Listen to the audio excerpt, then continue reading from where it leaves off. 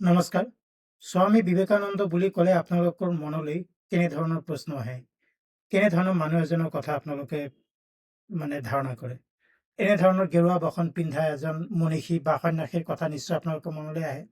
কিন্তু স্বামী বিবেকানন্দ তাতোকৈও বহুত বেছি অৱদান আগবঢ়াই গৈছে আমাৰ ভাৰতীয় সমাজলৈ, আমাৰ ভাৰতৰ আধ্যাত্মিক সমাজলৈ, আমাৰ ভাৰতৰ যুৱ সমাজলৈ। সেইখিনি কথাকে আজি ভিডিঅ'ত আলোচনা কৰিম। তেখেতৰ জীৱন, কৰ্ম আৰু তেখেতক কি কাৰণে আজিও মহান বুলি গণ্য কৰা হয় বা আজিও তেখেতৰ জীৱনৰ বা তেখেতে কৰি থৈ যোৱা কামখিনিৰ প্ৰাসংগিকতা ক'ত, সেইখিনি কথা আজিৰ ভিডিঅ'ত আলোচনা কৰা হ'ব। স্বামী বিবেকানন্দৰ পৰিচয়, তেখেত ভাৰতৰ এজন মহান আধ্যাত্মিক নেতা, দাৰ্শনিক আৰু সমাজ সংস্কাৰক আছিল। ভাৰতীয় দৰ্শন আৰু আধ্যাত্মিকতাক পশ্চিমীয়া বিশ্বত পৰিচিত কৰি তোলে তেখেতে, আৰু আত্মবিশ্বাস, সেৱা আৰু বিশ্ব ভাতৃত্বৰ বাণীৰে তেখেতে বিশ্বৰ কোটি কোটি মানুহক অনুপ্ৰাণিত কৰে। তেখেতৰ প্ৰাৰম্ভিক জীৱনৰ কথা জানি লম কিছু। তেখেতৰ জন্ম হৈছিল 12 জানুৱাৰী 1863 চনত কলকাতাত, আৰু তেখেতৰ জন্মৰ নাম আছিল নৰেন্দ্ৰনাথ দত্ত। তেখেতে কলেজীয়া শিক্ষা কলকাতাত লাভ কৰিছিল। প্ৰেচিডেন্সি কলেজ আৰু স্কটিছ চাৰ্চ কলেজত তেখেতে অধ্যয়ন কৰে আৰু তাৰ পৰা ডিগ্ৰীও লাভ কৰে। তেখেতে বেদ, পুৰাণ, ৰামায়ণ, মহাভাৰত আৰু উপনিষদসমূহ অধ্যয়ন কৰিছিল। আৰু অকল সেয়া নহয়, তেখেতে পশ্চিমীয়া শিক্ষাও লৈছিল। পশ্চিমীয়া যুক্তি, দৰ্শন আৰু ইউৰোপৰ ইতিহাসত তেখেতে অধ্যয়ন কৰিছিল। গতিকে ছাত্ৰ জীৱনত তেখেত অকল ভাৰতীয় পৰম্পৰাগত শিক্ষাই যে গ্ৰহণ কৰিছিল তেনে কথা নহয়, তেখেতে পশ্চিমীয়া শিক্ষাও কিন্তু গ্ৰহণ কৰিছিল। আৰু এই দুয়োটা শিক্ষাৰ সংমিশ্ৰণত তেখেতে যি জ্ঞান আহৰণ কৰিছিল সেয়া কিন্তু পৰৱৰ্তী সময়ত তেখেতে আমাৰ সভ্যতা বা আমাৰ ভাৰতীয় আধ্যাত্মিকতাক যি অৰিহণা আগবঢ়াই গৈছে, তাৰ কাৰণে বহু পৰিমাণে ইয়াৰো প্ৰভাৱ পৰা দেখা যায়। তেখেতে যি ভাৰতীয় আৰু পশ্চিমীয়া শিক্ষা গ্ৰহণ কৰিছিল তাৰো প্ৰভাৱ তেখেতৰ শিক্ষাত দেখিবলৈ পোৱা যায়। তেখেতে আমাক কি শিকাই থৈ গৈছে। আচ্ছা, এতিয়া কথা হ'ল যে তেখেত সাধাৰণ মানুহ এজনেই আছিল, নৰেন্দ্ৰনাথ দত্ত। কিন্তু তেখেত মনীষী কেনেকৈ হ'ল, সন্যাসী কেনেকৈ হ'ল? তেখেত সন্যাসী হোৱাৰ আঁৰত শ্ৰীৰামকৃষ্ণৰ সৈতে হোৱা সাক্ষাতক মূল বুলি ধৰি লোৱা হয়। শ্ৰীৰামকৃষ্ণ কোন? শ্ৰীৰামকৃষ্ণ এজন সেই সময়ৰ মহান আধ্যাত্মিক নেতা আছিল, আধ্যাত্মিক ব্যক্তি আছিল শ্ৰীৰামকৃষ্ণ পৰমহংস। 1881 চনত শ্ৰীৰামকৃষ্ণ পৰমহংসৰ সৈতে তেখেতৰ সাক্ষাৎ হয়। ধৰ্মীয় ব্যক্তি আছিল শ্ৰীৰামকৃষ্ণ, আৰু ধৰ্মীয় শিক্ষা নৰেন্দ্ৰনাথে ধৰ্মীয় শিক্ষা শ্ৰীৰামকৃষ্ণৰ সান্নিধ্যতে লাভ কৰিছিল। তেনেধৰণৰ বহুত ধৰ্মীয় শিক্ষা প্ৰথমতে ধৰ্মীয় বিশ্বাসৰ বিষয়ে সন্দেহ প্ৰকাশ কৰিছিল, অন্ধবিশ্বাস বুলি ধৰি লৈছিল। কিন্তু ৰামকৃষ্ণ আধ্যাত্মিক অভিজ্ঞতা আৰু শিক্ষাই তেখেতক গভীৰভাৱে প্ৰভাৱিত কৰে। 1886 চনত ৰামকৃষ্ণৰ মৃত্যু হয়, আৰু নৰেন্দ্ৰনাথে সন্যাস ধৰ্ম গ্ৰহণ কৰে, আৰু সন্যাস ধৰ্ম গ্ৰহণ কৰি তেখেতে স্বামী বিবেকানন্দ নাম লাভ কৰে। নৰেন্দ্ৰনাথৰ পৰা স্বামী বিবেকানন্দ নাম লাভ কৰে তেখেতে। তেখেতে দীৰ্ঘ সময়ছোৱা ভাৰত ভ্ৰমণ কৰে। চন 1888 পৰা 1893লৈকে তেখেতে সমগ্ৰ ভাৰত ভ্ৰমণ কৰে। চাওক, এইখিনিতে এটা কথা, অতি কম বয়সতে তেখেতৰ মৃত্যু হয় স্বামী বিবেকানন্দৰ, আৰু তাৰ কাৰণে তেখেতৰ যুৱ অৱস্থাত ইমান কঠোৰ পৰিশ্ৰম কৰিছিল তাকো কিছু পৰিমাণে ধৰি লোৱা হয়। প্ৰায় দীৰ্ঘ সময় তেখেত ভাৰতৰ ইমূৰৰ পৰা সিমূৰ ভ্ৰমণ কৰে। এই ভ্ৰমণ কালত তেখেতে কি কি দেখিলে? ভাৰতীয় সমাজৰ দৰিদ্ৰতা আৰু সামাজিক বৈষম্য, জাতিভেদ আৰু সমাজত থকা অসমতাৰ বিষয়ে তেখেত সচেতন হয়। শিক্ষা আৰু সেৱাৰ জৰিয়তে যে আমাৰ সমাজত সেইখিনি যিবিলাক সমস্যা আছিল সেইবিলাক সমস্যা সমাধান কৰিব পৰা যাব, সেয়া তেখেতে বিশ্বাস কৰে যে শিক্ষা আৰু সেৱাৰ জৰিয়তে তাক এইসমূহ বৈষম্য বা অসাম্যক দূৰ কৰিব পৰা যাব। তেখেতে বিশ্বাস কৰিছিল যে আধ্যাত্মিকতা আৰু সামাজিক সেৱা একেলগে চলিব লাগিব, তেতিয়াহে আমাৰ ভাৰতীয় সমাজৰ উন্নয়ন হ'ব। চিকাগোৰ বিশ্ব ধৰ্ম মহাসভাত যোগদান কৰিবলৈ তেখেতক আহ্বান জনোৱা হয়। এই ধৰ্ম মহাসভা হৈছিল 1893 চনত আমেৰিকাৰ চিকাগো চহৰত।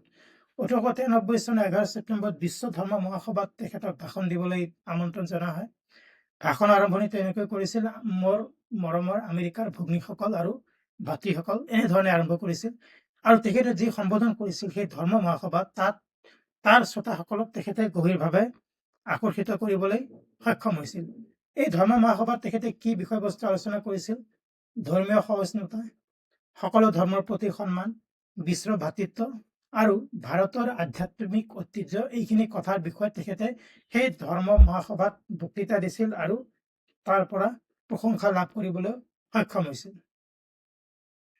আচ্ছা, তেখেতৰ মূল শিক্ষা আৰু কৰ্ম কি আছিল? কি শিকাই গৈছে আমাক?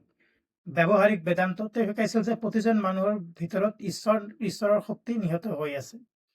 মানৱ সেৱা তেওঁৰ বিখ্যাত বাণী আছিল যে জীৱ সেৱাই সি সেৱা, মানে মানুহৰ সেৱা কৰাই হ'ল ঈশ্বৰৰ সেৱা কৰা।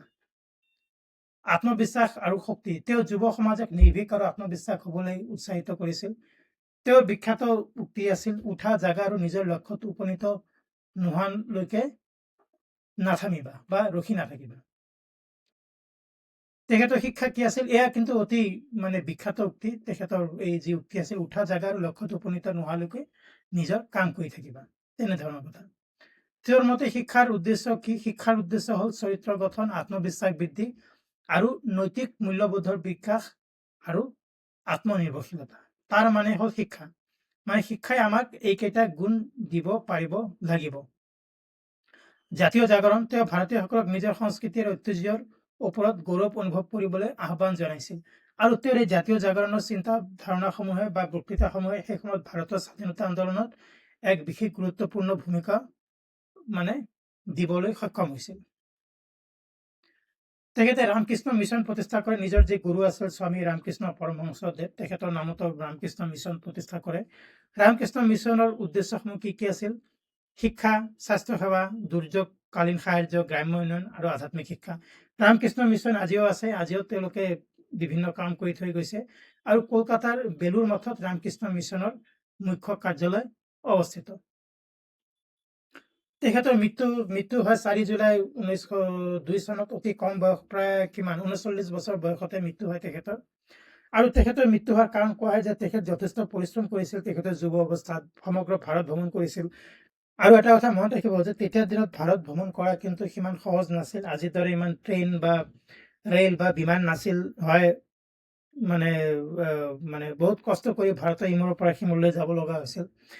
আৰু তেখেতে কিছু ৰোগতো আক্ৰান্ত হোৱা বুলি কোৱা হয়, যেনে ডায়েবেটিছ আদি ধৰণৰ ৰোগত। আৰু সেইবিলাকত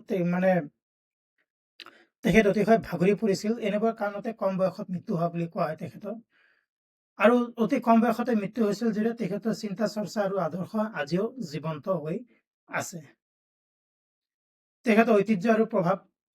স্বামী বিবেকানন্দ অৱদানসমূহ কি কি? ভাৰতীয় আধ্যাত্মিকতাক বিশ্ব মঞ্চত প্ৰতিষ্ঠা কৰা, ভাৰতীয় জাতীয় চেতনাক জাগ্ৰত কৰা, ধৰ্মীয় সম্প্ৰীতি আৰু বিশ্ব ভাতৃত্বৰ বাণী প্ৰচাৰ কৰা, শিক্ষা আৰু সমাজ সেৱাৰ বহু প্ৰতিষ্ঠান তেখেতে গঢ়ি তুলিছিল। যুৱ সমাজক আত্মবিশ্বাস, সাহস আৰু কৰ্মনিষ্ঠাৰ পথ তেখেতে দেখুৱাইছিল।